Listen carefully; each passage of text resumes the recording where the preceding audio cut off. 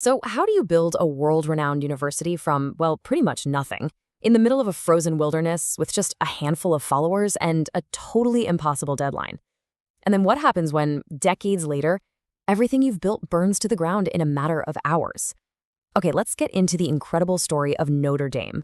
It's a story that's really forged in faith, ambition, and fire. And at the heart of this story is this man, Father Edward Sorin. Now, when he wrote these words back in 1842, his college was little more than a drafty log cabin on a remote piece of land in Indiana. But his vision? Oh, it was already huge.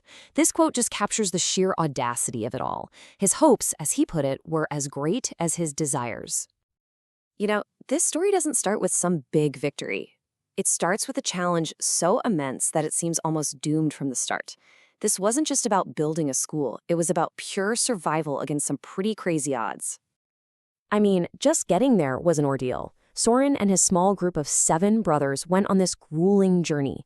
They left France in August of 1841, crossed the entire Atlantic as poor steerage passengers. It actually took them over a year of travel before they finally set foot on the 500-plus acres of land in northern Indiana that would become their life's work. And here's the real catch. The land wasn't some generous gift. It was a loan, and it came with a ticking clock. The Bishop of Vincennes gave Sorin a pretty stark ultimatum. Build a functioning college in just 2 years, or you lose the land. The whole entire dream hinged on this nearly impossible deadline. No pressure, right? So, with that clock ticking, Sorin and his brothers got to work. But their new home?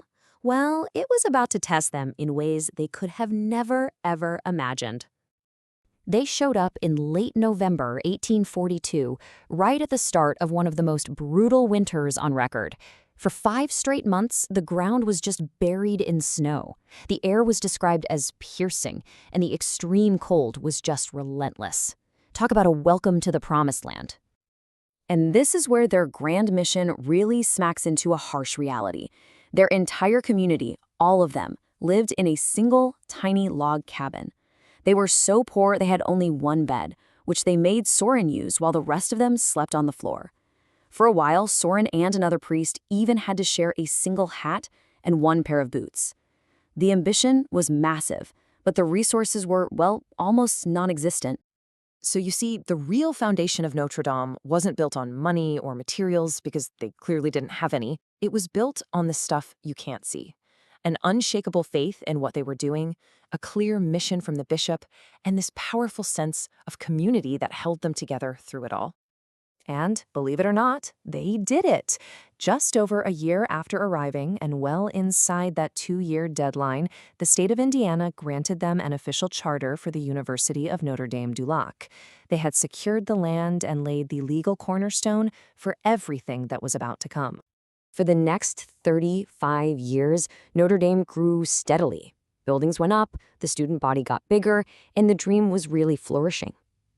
And then, in the span of a single afternoon, it all just vanished.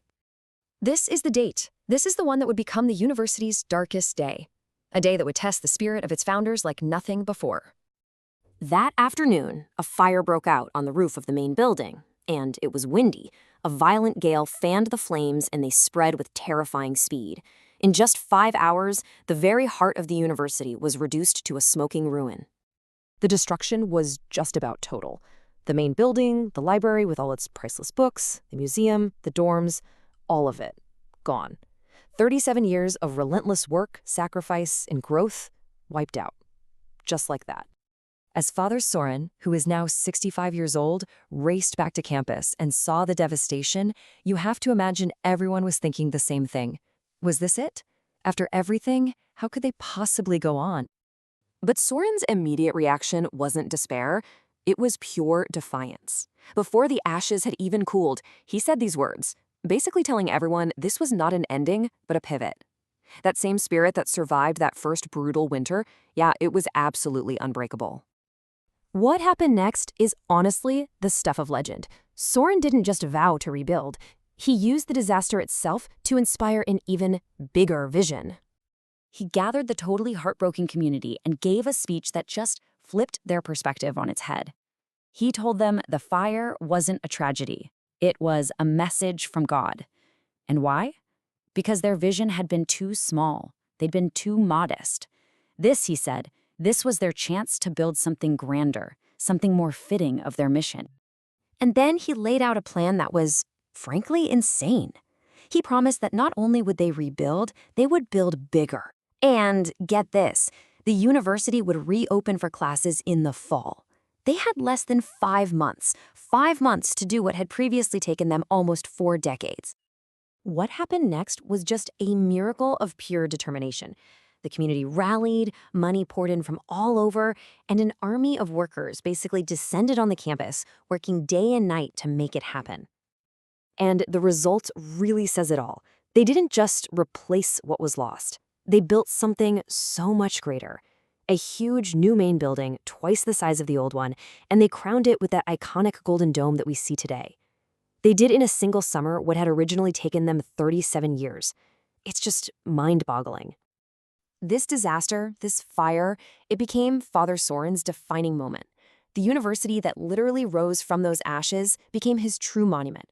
Not a monument of brick and mortar, but of a relentless, forward-looking spirit that just refused to be defeated. And that really leaves us with a final thought, doesn't it?